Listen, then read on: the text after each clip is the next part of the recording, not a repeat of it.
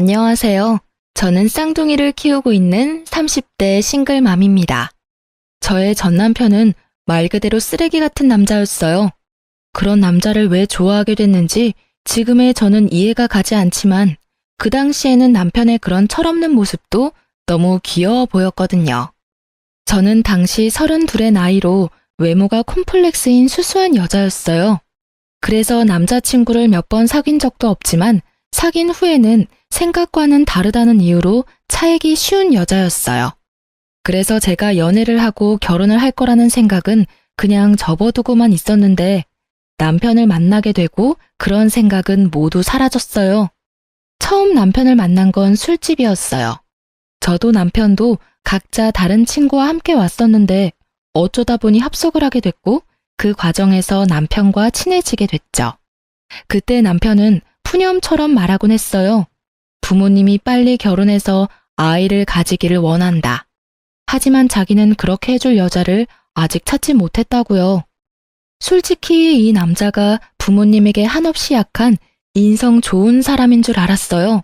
그래서 그때 이야기도 많이 나누고 연락도 많이 했었어요. 그렇지만 당신은 사귀는 사이는 아니었어요. 그런데 두세 달쯤 지나니 저에게 결혼을 전제로 사귀고 싶다고 하더군요. 얼굴은 자기 타입인데 성격은 부모님 타입이라고요. 솔직히 나보다 3살이나 어린 남자에게 이런 식으로 고백당하니 저도 가슴이 두근거리며 기분이 날아갈 듯 기쁘더라고요.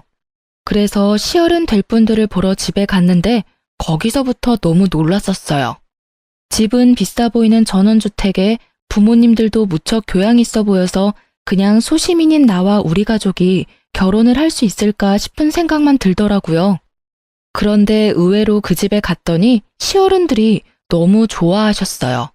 그렇게 두 분의 마음에 쏙 들어 결혼을 하게 됐고 결혼 후에는 금전적으로 도움도 많이 받았어요. 시부는 엄격한 면이 있지만 상냥하신 분이고 시모도 친절하고 부드러운 분이셨거든요. 그런 제 결혼 생활은 완벽한 신데렐라 스토리가 될 뻔했지만 저에게는 문제가 하나 있었어요. 바로 외동아들로 곱게 큰 남편이 철이 없고 생각이 너무 짧다는 거였어요.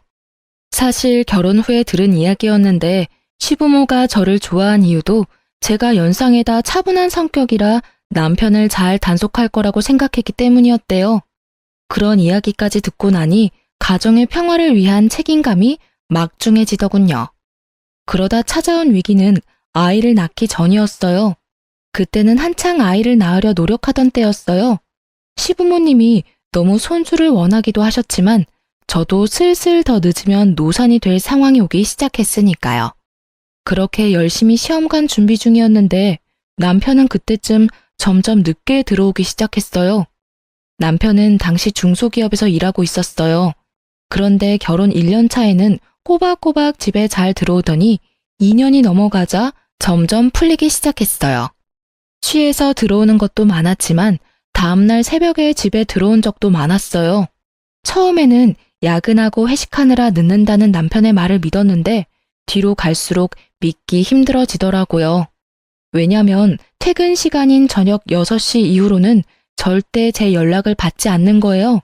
그리고는 집에 들어오기 직전에 연락을 한다거나 아예 답이 없이 늦은 적도 많았어요. 처음에는 바빠서 그런 거라 생각했는데 이렇게 계속 바쁠 리가 없잖아요.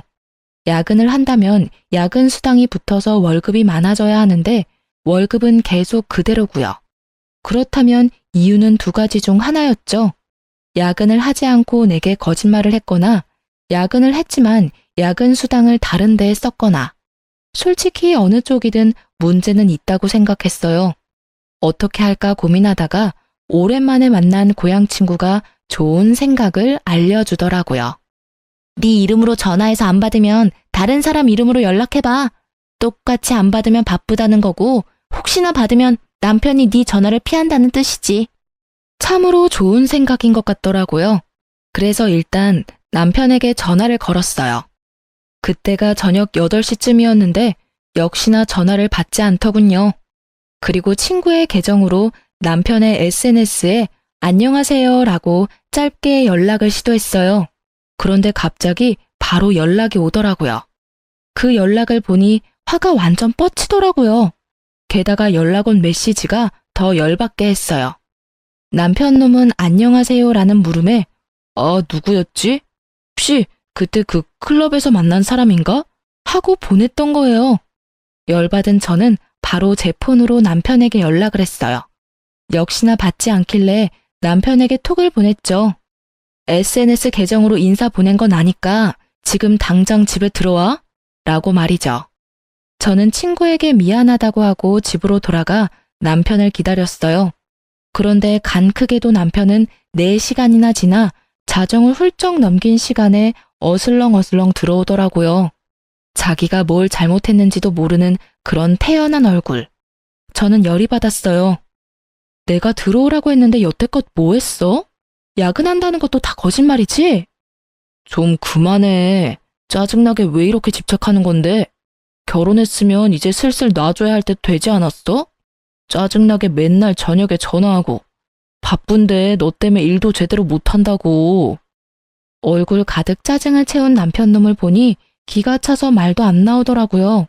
왜 방귀 낀 놈이 화를 낼까요? 지금 이 상황에서는 제가 화를 내야 하는 거잖아요. 지가 뭘 잘못했다고 짜증을 내는지. 뻔뻔한 남편 놈의 태도에 저는 더 열이 받아버렸죠. 도대체 뭘 하고 싸돌아다니느라 와이프 전화 연락 다 씹는 건데 모르는 여자 연락받을 시간은 있고 내 연락받을 시간은 없어? 모르는 사람이 연락 오니까 아는 사람인가 싶어서 다시 연락했던 거고 당신은 어차피 집에 빨리 오라는 이야기만 할 거니 일부러 안 받은 거지. 내가 이렇게 된 데는 네 책임도 있잖아. 매번 똑같은 걸로 전화하는데 안 지쳐? 뚫린 입이라고 멍청한 소리를 마구마구 짓거리는 남편을 보니 새삼스레 제가 왜 이런 남자랑 결혼했나 싶은 생각이 들었어요. 와이프가 화를 내는 게 당연한 이 상황에서 뭐가 그렇게 당당한 건지. 야, 내가 매번 똑같은 거 물어볼 거 알면 미리 늦게 간다 일찍 간다 이야기하면 될 일 아냐. 그러면 내가 너 기다리느라 언제 오냐고 물을 필요 없고. 그리고 너 늦게 오는 거 여자 만나느라 그런 거지? 그런 거 아니라고. 너 완전 상상력이 대단하네. 내가 여자 만난 증거라도 있어? 증거가 있으면 가져와. 나는 너무 결백하거든. 솔직히 나처럼 사람 좋아하고 노는 거 좋아하는 사람이 여태껏 결혼하고 한 번도 그렇게 즐기지를 못했는데 무슨 여자야? 너 여기서 한 발짝만 더 가면 의부증이야. 알아? 그러니까 내 일에 신경 쓰지 마. 저는 뱃속에서 솟아오르는 분노를 꾸역꾸역 삼켰어요. 큰 소리를 내지 않으려 얼마나 고생했는지 계속 침을 삼켜야 했어요. 의부증? 네가 그렇게 행동을 하니까 내가 의심하는 거잖아. 그리고 진짜로 의부증이 어떤 건지 보여줄까? 네가 제일 싫어하는 집착질 보여줘봐. 그래, 너 마음대로 살아봐. 그럼 나도 내 마음대로 시댁에 다 일러 바칠 거니까. 저는 결국 최종 병기를 꺼냈죠. 시댁. 예전에 남편이 제게 이렇게 말했었어요. 부모님은 끊을 수 없는 돈줄이자 족쇄라고 말이죠. 그러니 시댁 이야기만 나오면 약해질 수밖에 없는 거죠. 남편이 중소기업에서 박봉으로 일하면서도 넉넉하게 살 수 있는 건 시댁에서 주는 용돈 때문이었어요. 시부는 매달 우리 집에 80만 원 정도를 주고 계셨어요. 저랑 남편이랑 딱 40씩 나눠 썼는데 그게 크거든요. 꽁돈이라는 생각도 들고, 근데 시댁에서는 한 가지 원칙은 지키셨어요. 남편이 사고를 치면 용돈을 끊어버려요. 물론 시부께서 몰래 제 손에 80만 원씩 쥐어주셨지만 남편은 그런 사정 따위 모르고 있고요. 그리고 그 시댁 어른들은 저를 남편보다 더 믿고 있었으니까요. 남편도 그걸 아는지 결국은 화를 꾹꾹 참으며 말하더군요. 집에는 말하지 마. 일찍 오면 되지? 진짜 너 치사하다. 어떻게 그런 걸로 사람 약점을 잡고 흔들어? 내가 큰 거 바래? 연락 잘하고 늦는 거 좀 피하고 여자 만나지 말고. 그 3가지는 결혼한 유부남의 필수 조건 아니야? 막말로 내가 연락도 안 하고 매일 늦고 술이나 처마시고 꽐라돼서 집에 남자 향수 풀풀 풍기면서 들어와서 남자하고 연락 주고받는다고 생각해봐. 너라면 그게 정상적인 유부녀라고 생각해? 그 이야기를 들은 남편은 제 말이 일리가 있다고 느꼈는지 한마디 딱 하더군요. 연락만 잘하면 되지. 결국은 그렇게 용돈을 받지 못할까봐 남편은 그 뒤로 연락을 잘하게 됐어요. 잘한다기보다는 형식적이긴 하지만 꼬박꼬박 하게 됐죠. 연락이나 야근은 문제가 풀렸는데 한 가지는 아직도 제 머릿속을 어지럽히고 있었어요. 아무리 생각해봐도 여자를 만나는 것 같았거든요. 모르는 여자의 연락에 그때 클럽에서 본 애냐고 묻는 건 아무리 봐도 여자를 만났다는 뜻이잖아요. 솔직히 클럽을 다니는 것도 신경이 쓰였지만 그 문자 때문에 더 신경이 쓰여서 그건 추궁하지도 못했어요. 그래서 그 뒤로 남편 카드 내역을 종종 뒤졌어요. 이렇게까지는 하고 싶지 않았지만 신경이 쓰이더라고요. 그래도 그 뒤로는 조용히 몇 달을 넘어갔어요. 그렇게 지지고 볶던 우리에게도 새 생명이 찾아왔어요. 저희는 자연 임신이 안 돼서 시험관을 했었고 그렇게 이란성 쌍둥이를 낳았어요. 이때도 남편은 얼마나 비협조적으로 굴었는지 시모가 강력하게 아이를 원하지 않았다면 아이가 생기지 않았을지도 모를 정도였어요. 저는 천사 같은 두 아이들을 위해 간호사 일을 그만두고 집에서 육아에 전념하기로 했어요. 육아휴직이 없었지만 시모가 매달 150만 원 정도 주고 있었어요. 솔직히 우리가 살고 있는 집도 차도 모두 시부모 명의라 저희 앞으로는 돈 나가는 게 별로 없었어요. 게다가 시모는 자주 저희 집으로 배달을 시켜주셨어요. 시댁에서 드실 고기나 야채, 과일을 저희 집으로도 똑같이 배달시켜주곤 하셔서 따로 저희가 돈이 들어갈 것도 많이 없었어요. 대신 쌍둥이 육아는 거의 혼자서 해야 해서 힘들긴 했어요. 그렇게 육아에 제가 신경을 온통 뺏기고 있을 때 망할 놈은 주말마다 놀러 나가기 바빴어요. 그래도 평일에는 일찍 집에 들어오려고 했으니 저도 평범하게 생각했었고요. 게다가 친구와 주말에 여행을 가거나 일로 출장을 가는 일이 잦아져서 남편의 폰에 위치 추적 어플도 설치했었거든요. 혹시나 또 다른 여자 만나러 갈까 봐서요. 그런데 항상 간다던 목적지 그대로였고 친구들도 모두 사진 찍어서 보내니 의심할 게 없었어요. 그렇게 지내다가 하루는 시모와 병원에 다녀오는 길에 아무 생각 없이 위치 추적 어플을 켰어요. 평일 낮이라 회사에 있을 거라는 당연한 생각을 하고 켰는데 현재 남편의 위치는 회사가 아니라 강릉이더군요. 어플이 혹시라도 잘못됐을 수도 있으니 확인을 해보려고 남편 회사에 전화를 했어요. 남편이 연락을 안 받는다고 하고 바꿔달라고 했더니 남편이 연차를 썼다고 하는 거예요. 저는 그 말에 잊고 있던 분노가 치밀어 오르는 것을 느꼈어요. 애들이 있으니 화는 못 내고 참고 있었는데 더 미쳐버리겠더라고요. 와이프에게 숨기고 평일에 연차를 썼다. 분명히 숨기고 싶은 행선지 숨기고픈 상대가 있다는 거 아니겠어요? 이건 99.9% 여자가 있는 거라는 생각이 들었어요. 그런데 아무리 요리조리 찾아봐도 꼬리를 못 잡겠더라고요. 기회를 엿보고 있었는데 며칠 뒤 주말에 남편이 인사불성이 돼서 친구들에게 실려왔더라고요. 저는 이때가 기회라고 생각하고 남편의 폰부터 뒤졌어요. 그런데 이 용의주도한 남편놈은 패턴과 비밀번호까지 싹 다 바꿔놨더라고요. 지문으로도 해봤는데 지문 인식도 안 해놨더군요. 결국 허탕만 친 저는 한숨을 쉬며 남편을 놔두려다가 남편의 넥타이가 사라진 걸 발견했어요. 아침에 나갈 때는 분명 제가 선물한 넥타이를 착용했었거든요. 그게 사라진 걸 보니 기분이 또 나빴어요. 이제는 제가 사준 선물까지 막 버리고 다니나 싶은 생각이 들었거든요.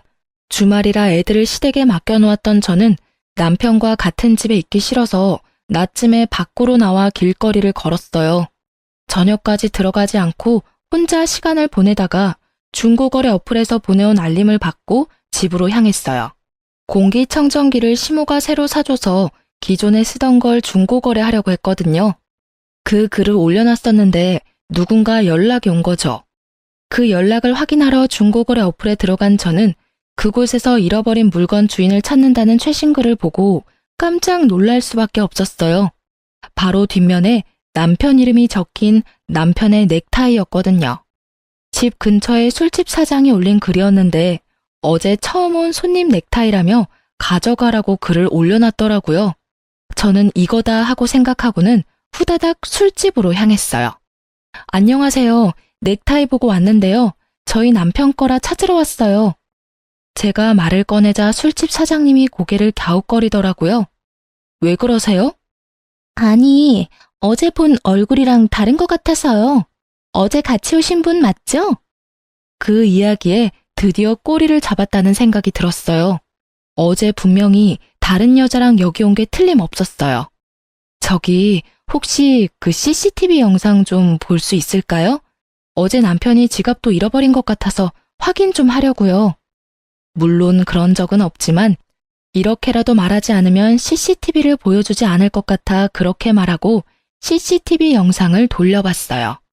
그리고 남편의 옆에 있던 여자의 얼굴을 확인하던 순간 저는 머리를 강하게 한 대 맞은 기분이 들었어요.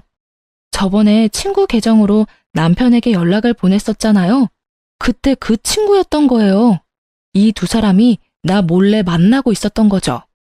게다가 어찌나 가까운 사이인지 아주 찰싹 붙어가지고는 누가 봐도 우리 연인 사이예요 하는 모습을 하고 있더라고요.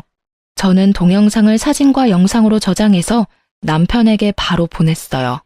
집으로 돌아가는 길에 남편의 전화가 계속 오는데 싹 다 무시했어요. 어차피 집에 가서 볼 걸 여기서 체력, 마음 낭비 하고 싶지 않았거든요. 집에 도착하자마자 남편이 꺼낸 첫 마디가 뭐였는지 아세요? 왜 전화를 안 받아?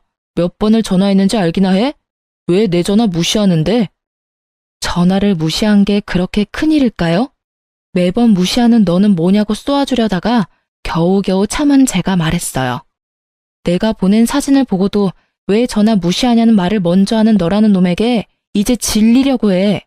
그래 말해봐. 언제부터 내 친구랑 바람 폈어? 언제부터겠어? 네가 그 여자 계정으로 나한테 연락했을 때부터지. 그렇게 예쁜 여자가 있었는데 잘도 숨겼네? 제가 제 손으로 무덤을 판 게 됐어요. 불륜도 쿵짝이 맞아야 하는 거잖아요. 남편만 단속한다고 될 일이 아니었어요. 저는 제 친구가 제 남편에게 들이댔다는 것도 정말 충격이었어요. 그런 친구라고 생각한 적 전혀 없었으니까요. 야, 쓰레기 같은 놈아. 네가 와이프 친구한테 손을 대? 게다가 그렇게 당당하게 바람피는 것까지 이야기할 상황이야? 이럴 거면 나랑 왜 결혼했어? 왜 날 이렇게 비참하게 만드는 건데? 제가 꺼낸 말은 거의 한풀이었어요. 대답 같은 건 듣지 않아도 되는 한풀이. 그런데 남편 놈은 기가 막힌 대답을 내놓더군요. 네가 성격은 수수하고 조용해서 내가 밖으로 나돌아다녀도 별말 안 할 줄 알았지. 이렇게 괄괄하고 집착하는 성격인 줄은 꿈에도 몰랐어. 이렇게 땡땡댈 줄 알았으면 다른 여자랑 결혼하는 게 차라리 나았을 것 같아. 엄마가 빨리 결혼해서 애 낳으라고 난리쳐서 제일 만만해 보였던 너하고 결혼한 건데 완전 망했잖아. 네가 다른 여자 만나고 밖으로 나돌아다녀도 별말 안 하고 참아주는 여자? 그런 여자가 세상에 어디 있겠어. 있다면 네 돈 보고 결혼해서 딴 주머니 차려는 여자겠지. 내가 미쳤지. 네 본성을 못 알아보고 결혼한 내가 미친 거야. 그래, 조용하고 아무 말 못할 여자랑 결혼하고 싶었으면 인형이랑 결혼하지 그랬어. 그러게 좀 적당했어야지. 이게 뭐야? 결국은 내가 너한테 마음 뜬 건 다 네 탓이라고. 내가 잘못했다고 생각하는 것 자체가 난센스야. 원인은 모두 너한테 있다는 말이지. 밖으로 내뱉는다고 다 말이 아니야. 뭐 됐어. 너랑은 이야기 끝났어. 그럼 같이 가서 시부모님한테 이혼하겠다고 말씀드려. 나 당신이랑 못 살겠으니까. 정말? 진짜 이혼해주는 거야? 우와, 요 근래 들어 너무 좋은 일이잖아. 그래, 내가 가서 직접 말할게. 지금 갈까? 룰루랄라 얼씨구나 좋아하는 남편놈을 보니 생각하는 게 눈에 환하더라고요. 돌싱되면 신나게 놀 수 있을 거라고 생각하는 듯 했어요. 그렇지만 누가 그렇게 놔둔대요? 절대 그렇게 놔둘 수 없죠. 남의 눈에 눈물 나게 해놓고 즐겁게 보내도록 만들면 안 되죠. 내가 불행한 만큼 너도 불행해져야 똑같을 거잖아요. 제가 굳이 남편놈에게 이혼 이야기를 직접 시부모님에게 밝히라고 한 데는 다 이유가 있었어요. 그런데 그것도 모르고 좋아하며 앞장서는 남편을 보니 속으로는 회심의 미소를 날리고 있었어요. 저와 남편이 시댁에 도착했을 때는 이미 저녁 시간이 훌쩍 지났을 때였어요. 아이들은 모두 작은 방에서 자고 있었고 시부모님은 두 분이서 조용히 TV를 보고 계셨어요. 어머, 너희들 웬일이니? 갑자기 무슨 일이야? 애들 벌써 데리러 왔어? 아님, 어디 아파? 시모는 걱정이 가득한 얼굴로 저희에게 왜 왔냐고 물어봤어요. 아니, 콕 집어 저에게 말한 거죠. 시모와 함께 병원을 다녀온 게 며칠 전 일이라 시모가 저에게 신경을 많이 쓰고 계셨거든요. 저는 남편을 앞으로 떠밀었어요. 남편은 당당한 걸음으로 앞으로 나서더니 자기가 결심한 걸 이야기하더라고요. 엄마, 우리 이혼하기로 했어. 그러니까 그렇게 알고 있으라고. 남편 놈의 폭탄 발언에 시부모는 완전 난리가 났어요. 갑자기 그게 무슨 말이야? 이제 막 쌍둥이 낳은 애들이 이혼은 무슨 이혼이야? 너희 싸웠니? 싸웠다고 해서 그런 말 막 하면 안 돼. 그래, 무슨 일인지는 모르겠지만 대화로 잘 풀어봐, 응? 부부싸움은 칼로 물베기 같은 거야. 둘이서 잘 이야기해보면 분명히 조율이 될 테니까. 시부모는 저희를 달래려 애쓰는 중이었고 남편은 그 상황에서도 아주 당당하게 말하더라고요. 아니, 남편이 밖에서 하는 일에 사사건건 참견하고 떽떽거리며 잔소리하는 거 싫어서 이혼하고 싶은 거예요. 게다가 의부증까지 있는지 저한테 위치 추적 앱 같은 거 설치해놔서 솔직히 숨 막혀서 같이 못 살겠어요. 다른 사람들이 들으면 오해하겠어. 당신은 아무 잘못 없고 나만 잘못한 것처럼 말하네? 왜 당신 바람핀 이야기는 안 해? 나한테 속이고 내 친구랑 강릉 여행 가고 술집에서 친구 옆에 끼고 놀다가 내가 선물해준 넥타이 버리고 온 건 왜 이야기를 안 해? 부모님들도 모든 상황을 다 들어야 우리가 왜 이혼을 결심했는지 이해하실 거 아냐. 누가 이야기 안 한대? 이제 막 할 거였다고. 뭐 엄마 아빠 들으신 대로 바람핀 건 사실이고요. 당분간은 돌싱으로 있고 싶어요. 솔직히 결혼 생활 내내 너무 답답했거든요. 와이프가 잘못하긴 했지만 저도 바람핀 책임은 있으니 부모님이 이 여자한테 위자료 두둑히 좀 챙겨주고 좋게 끝내면 될 것 같아요. 그 말을 들으니 제가 이혼을 결심한 게 정말로 잘한 일이라는 게 확 와닿더라고요. 여전히 철없고 정신 못 차리는 천하의 개쓰레기 같은 발언을 아무렇지 않게 하는 남편을 보니 말이죠. 그리고 그 말을 면전에서 듣고 있는 시부모의 꼭지도 함께 돌게 만들더라고요. 야, 너 미쳤어? 네가 지금 제정신으로 그런 말 하는 거냐? 당분간은 돌싱으로 있고 싶어? 이 미친놈이. 지금껏 네가 어떤 미친 짓을 해도 귀한 외동아들의 마음이 약해서 이해해주고 넘어가주고 뒤처리 다 해서 정리해줬는데 지금 네 이혼까지 우리더러 책임지라고? 네가 사람 새끼냐? 네가 잘못을 했으면 네가 책임지고 상황을 정리해야 하는 거 아니야? 그렇게 바람을 폈다고 당당하게 말할 수 있는 뻔뻔함은 도대체 어디서 생기는 거냐고? 온화하던 시부의 얼굴이 벌겋게 터질 것처럼 부풀어 올랐고 남편은 어리둥절한 표정으로 지금 이 상황을 이해조차 못하고 있더라고요. 아니, 여태껏 잘해주셨잖아요. 결혼한 거 그냥 이혼하겠다는데 왜 그렇게 심각하게 굴어요? 솔직히 애가 뭐가 그렇게 중요한데요? 저는 제 인생이 더 중요해요. 애한테 인생 붙들리는 거 딱 사양이라고요. 남편의 말에는 더 이상 생각해줄 가치조차 없었어요. 어머님, 아버님, 일이 이렇게 됐으니 며칠 전에 저와 나눈 이야기는 없던 걸로 해야 할 것 같아요. 어차피 가족이 아니면 그게 좀 힘들다고 하니까요. 아가, 안 돼. 다시 한번 생각해봐. 네가 힘든 건 내가 다 알아. 이 정신 나간 아들놈은 내가 제자리에 돌려놓을 테니까 아무 생각하지 말고 제발, 응? 너 이 미친놈아. 너 와이프의 생떼 같은 자식들 놔두고 뭐하는 짓거리야? 네가 뭔 짓을 한지 알기나 해? 이 천하의 머저리 같은 놈, 네가 결국은 이렇게 불효를 해? 아니, 왜 나한테 소리 지르냐고요? 내가 엄마 아들인데 왜 저 여자 편만 들고 있는데요? 솔직히 이것도 엄청 짜증나거든요? 내가 무슨 말만 하면 며느리한테 물어봐야 한다. 며느리랑 상의했냐? 안 되겠다 며느리한테. 이게 정상이에요? 볼멘 소리로 불평을 쏟아내는 남편을 보더니 시부가 맞받아쳤어요. 네가 이러니까 우리가 며느리를 찾는 거 아니냐? 네가 처신을 똑바로, 아니지, 상식적으로만 해도 우리가 며느리를 찾을 리가 있겠어? 너 혼자 애 둘을 어떻게 키울 건데? 귀찮게 애는 왜 키워요? 그냥 다 이 여자 줘버려요. 애는 기회 되면 다시 만들면 되지. 네가 진짜 미쳤지? 너희가 왜 시험관을 했는데? 네가 지금 시험관 아니면 애를 못 낳는다고? 그 와중에 손주들까지 우리한테서 떼어놓겠다고? 네가 사람 새끼야? 넌 도대체 뭐가 모자라서 이렇게 참한 며느리랑 이혼을 하려는 거야? 네가 여태껏 데려왔던 애들 중에 이만큼 착하고 성실한 애가 있기는 했어? 설마 또 어디서 너처럼 노는 거 좋아하는 여자 데리고 오면 우리는 허락할 생각 추호도 없어. 아버지, 그건 걱정하지 마시라고요. 저 당분간 여자 데리고 올 생각 없다니까요. 솔직히 돌싱을 좀 더 즐기고. 그 이야기에 시모가 남편 등짝을 찰싹 때리더라고요. 결국 참지 못한 거겠죠. 저는 이 쓰레기 같은 남편 놈이 이제 무슨 말을 해도 더 이상 화가 안 났어요.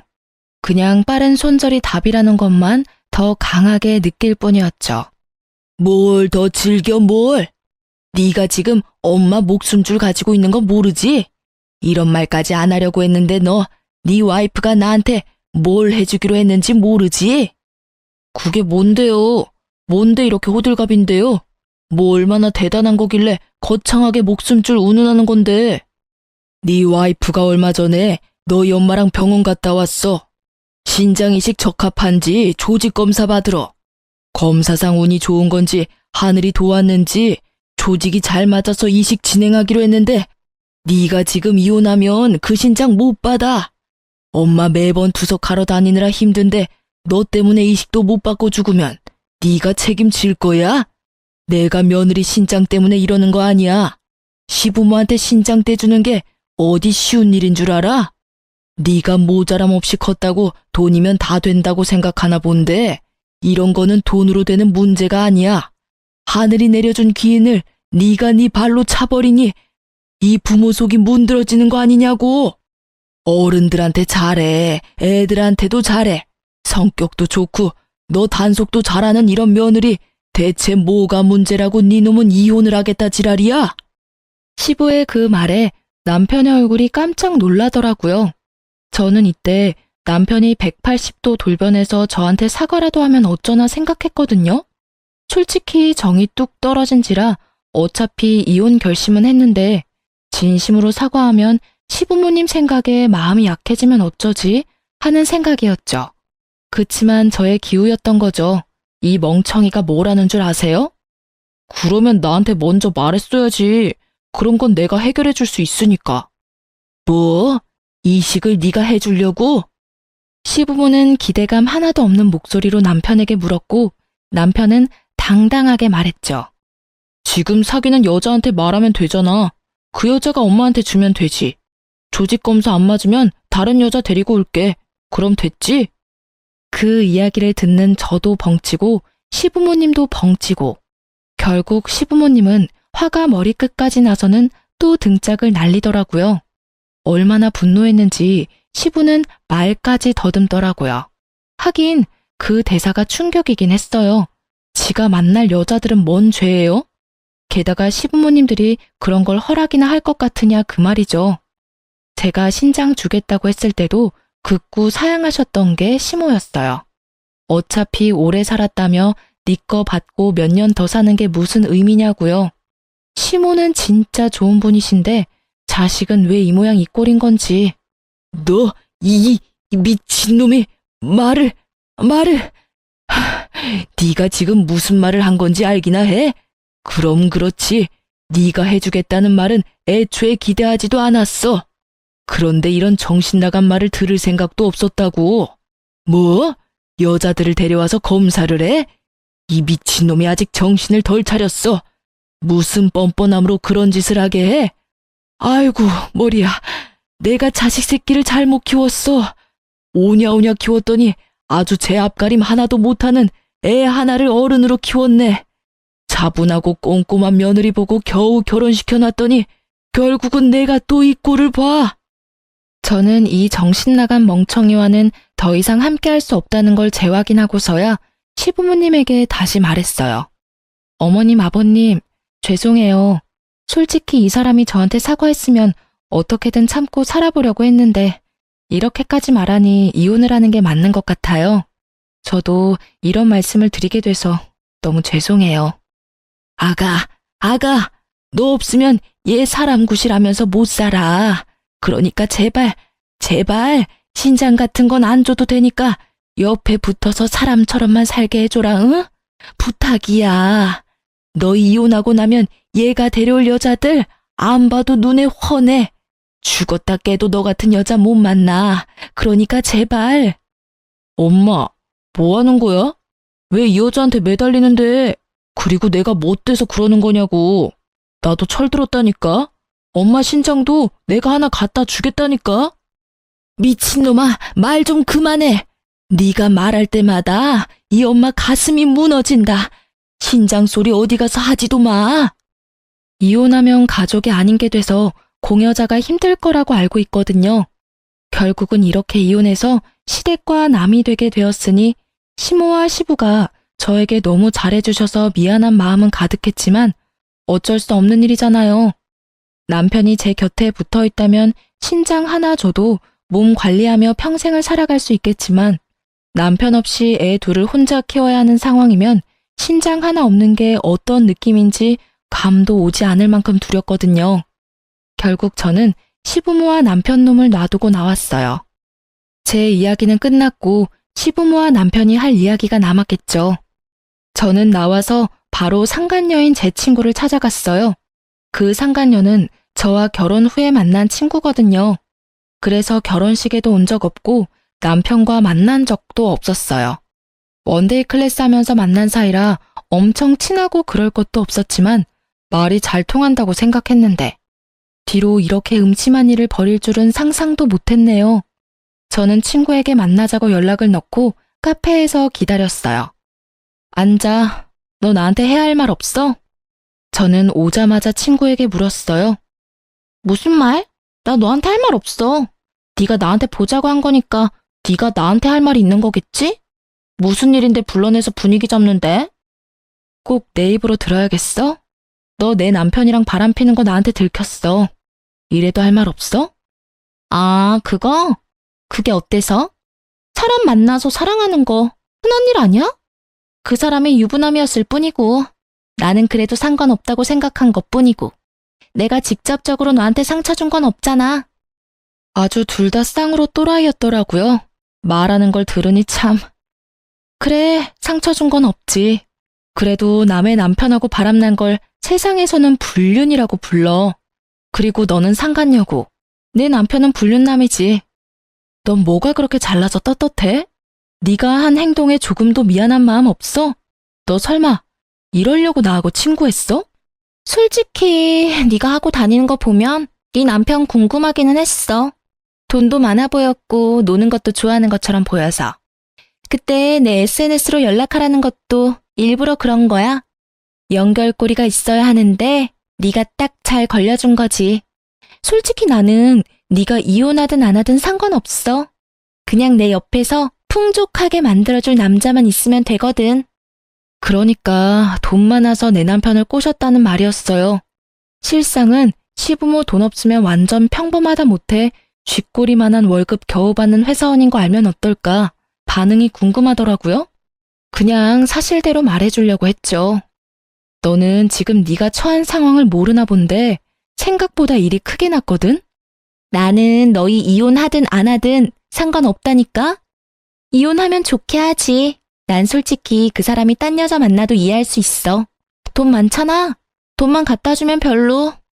부러우면 부럽다고 말해. 결혼하고도 여자 때문에 전전긍긍하는 네가 불쌍해서 그래. 그 남자 폰 보니까 나 말고도 여자 많던데 뭐. 제 말을 제대로 듣지도 않고 그저 이딴 말만 짓거리는 친구를 보니 참으로 답 없다고 생각했어요. 안 부러워 전혀. 그리고 넌 남편이 어떤 놈인지도 모르고 있는 것 같고 그 집에서 무슨 일이 벌어지는지도 모르는 것 같네. 내가 말해줘도 들을 것 같지도 않고 그냥 몸소 겪어봐. 네가 그렇게 즐거울 수 있는 것도 오늘까지일 테니까. 아무것도 모르는 애를 그냥 두고 나와버렸어요. 길게 말할 것도 없더라고요. 차랑 뭐 이런 이야기 했으면 저도 화났을 텐데 돈 이야기하니 그냥 김 빠지더라고요. 돈 보고 만나는 걸 보니 조만간 남편 본체 알면 떠나겠구나 싶기도 했고요. 그렇게 며칠 뒤에 시모한테 저 연락이 왔더라고요.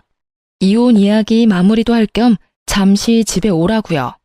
시댁에 갔더니 그 짧은 시간 동안 몇 년은 늙어버린 것 같은 시모가 앉아있더라고요. 왔니? 네, 어머님. 혹시 몸이 많이 안 좋으세요? 병원 가보셔야 할 것 같은데. 괜찮아. 나도 몸이 아픈 게 아니라 머리가 아픈 거야. 내가 어제 무슨 꼴을 당했는지 어제 이놈이 웬 여자 하나를 데려왔더라고. 알고 보니까 지가 만나는 여자라는데 딱 봐도 상간녀더라고. 내가 맘에 들지 않아서 빨리 내보내려고 했는데 세상에 이놈이 그 여자한테 뭐라고 했는 줄 아니? 야, 우리 엄마한테 신장 하나 이식해줘. 그럼 나쁘지 않게 대접할게. 이러는 거야. 그 여자애가 놀라서 자기가 왜 그래야 되냐고 했더니 아들놈이 자기랑 결혼하려면 당연히 그렇게 해야 한다고 하지 뭐니? 그 대화에 나도 놀라고 남편은 더 열받아서 노발 대발 그 와중에 병원까지 데리고 간 거 아니? 병원을요? 거기 가서 뭘 했는데요? 뭐긴 뭐야. 내 아들인데 그 속을 모르겠어? 어디서 그런 미친 것이. 근데 그 여자도 만만치 않더라. 나한테 자기가 신장 주겠다면서 결혼하려면 당연히 그렇게 하겠다면서 앞장서는데 아휴, 결국은 바로 나왔어. 검사는 안 하셨나 보네요. 시간 좀 걸리던데. 그게 아니야. 조직 검사를 할 필요조차 없었거든. 세상에 그 상간녀가 얼마나 술을 많이 마셨는지 신장이 너무 안 좋아서 도리어 치료받아야 한다는 판정받고 입원했어. 예, 그 와중에 아들놈이 상간녀한테 난리를 치는데 너 같은 거 필요 없다면서 거기서 내버려 두고 오지 뭐니? 네가 이혼한 거 천만 다행이야. 내가 그놈 엄마이긴 한데 네가 같이 있었다간 너만 힘들었을 거다. 오늘은 또 뭐라는 줄 아니? 나한테 신장 줄 여자 찾겠다면서 더 열심히 여자 만나러 다니는 꼴이. 내가 그래서 내 앞에서 신장 얘기 절대 하지 말라 그랬어. 어디서 사람을 이식 못 받아서 환장한 사람으로 만드는지 내가 이러다 제명에 못 죽지. 그 이야기를 듣는데 너무 웃겨서 웃음이 나올 뻔한 걸 참느라 고생했어요. 하긴 술 좋아하고 노는 거 좋아하면 신장이 안 좋아질 수도 있죠. 시모는 제게 미안하다며 양육권과 친권에 관해서는 다 저에게 맡기겠다고 했어요. 시모도 아시는 거죠. 본인은 몸이 힘들어서 손주들 보살필 처지도 아니고 그렇다고 아들놈에게 맡기려니 믿음이 없고 결국 남는 건 저뿐이었으니까요. 남편은 그렇게 잘 사는 것처럼 보였는데 이혼이 제게 유리하게 흘러가자 상황이 달라졌어요. 너 왜 위자료 지급 안 해? 그리고 애들 양육비도 안 줬거든? 처음부터 이렇게 굴면 나중에 곤란해. 제가 전화를 먼저 했어요. 지급받아야 할 돈들이 나오질 않아서요. 그랬더니 약간 당황한 말투로 말하더군요. 엄마가 돈 준 거 아니야? 이상하네. 우리 집 전기랑 난방도 끊겼어. 그리고 잠깐만. 폰 너머로 도어락 비밀번호 누르는 소리가 몇 번이고 들리더니 당황한 듯 남편이 말하더라고요. 집이 잠겼는데? 결국 당황한 남편이 전화를 끊었어요. 분명히 시댁에서 손 쓴 것 같아서 시댁에 전화해서 물었더니 시부 명의의 카드는 모두 정지시키고 집은 아예 팔아버리려 내놨다고 하더군요. 시부 말로는 이대로 놔두면 아예 인간 쓰레기가 되겠다 싶어서 이제라도 모질게 마음먹고 훈육하는 거라고 했어요. 결국 시부모의 단호한 제재에 깜짝 놀란 남편놈은 시부모에 매달리며 돈줄 끊지 말아 달라고 했지만 시부가 너도 성인이고 번듯한 직장 있으니 네 돈으로 벌어서 네 돈으로 살라고 했다네요. 그렇지만 이미 카드빚도 가득한 데다가 여자들과의 유흥에 돈을 다 써버리는 바람에 쓸 돈이 없었으니 결국 여자도 못 만나고 열심히 돈만 갚는 중이라고 해요. 위자료와 분할재산과 양육비 등을 지급받지 못한 나에게 시모가 따로 연락해서는 몰래 주시더라고요. 이러니 저러니 해도 자식에게는 약한 게 부모인가 봐요. 그래도 그냥 주는 거 아니고 전 남편 월급에서 따박따박 돈 떼어가고 계시답니다. 그분들에게 필요한 게 돈은 아닐 거예요. 다만 이 기회에 전 남편이 정신 차리기를 바라시는 거지. 그런데 그런 시무를 또 열받게 한 일이 있었다는데요. 시무가 결국 신장 이식을 친척 조카에게 받기로 하고 그 조카에게 비공식적으로 시부모의 재산을 조금 넘겨주기로 하셨대요. 워낙 고마운 일이니까요. 그런데 그 재산 넘겨준다고 열폭한 남편놈이 시댁과 그 조카 댁에 가서 난리를 치는 바람에 시부모도 완전 열이 받을 대로 받아서 한 번만 더 사고 치면 나머지 남은 재산도 다른 사람들한테 다 나눠줄 거라고 으름장을 놓자 결국 쫄아서 조용히 지내고 있다고 합니다. 참 사람 일 몰라요. 철없는 놈이랑 결혼해서 피 본 거 생각하면 화딱질만 나지만 그래도 귀여운 아이를 낳게 해준 것만은 고맙다고 생각해요. 그리고 전 남편을 보면서 아무리 귀여워도 애들은 절대 오냐오냐 키우지 않겠다고 생각했어요. 귀하다고 오냐오냐 키웠더니 완전 인간 쓰레기가 되어버렸고 그 덕에 애먼 저까지 힘들었잖아요. 솔직히 이혼 후에 편했다고 말할 수는 없어요. 돈을 받았어도 독박 육아는 여전했으니까요. 그래도 애들이 조금 크니 어린이집에 보낼 수도 있고 그 사이에 일도 시작할 수 있어서 좋아요. 남편의 빈자리까지 채울 수는 없어서 친정집 가까이 이사도 했어요. 그리고 애들이 시어른들과는 관계가 돈독해서 전 남편 없을 때 몰래 시모가 부르면 애들이랑 같이 갈 때도 많아요. 이혼은 했지만 시어른 손주들이기도 하고 관계도 좋으니 막을 필요는 없다고 생각해요. 다만 제게 재혼할 사람이 생기면 그때는 어떻게 할지 잘 모르겠네요. 하지만 아직까지는 저한테 그런 사람은 없어요. 그리고 저도 만나고 싶은 마음은 없고요. 그냥 이렇게 사는 것도 좋은 것 같거든요. 실은 또 저런 남자 만날까봐 걱정되는 게 제일 크지만요. 어쨌든 글을 쓰면서도 제가 이렇게 힘들었나 싶은 마음이 들 정도로 지금은 즐겁게 살아요. 항상 나쁘고 힘든 일만 있으라는 법은 없으니까요. 함께 글을 읽고 계신 분들도 저처럼 마음이 편안해지셨으면 좋겠네요. 지금까지 제 사연 들어주셔서 무척 감사합니다.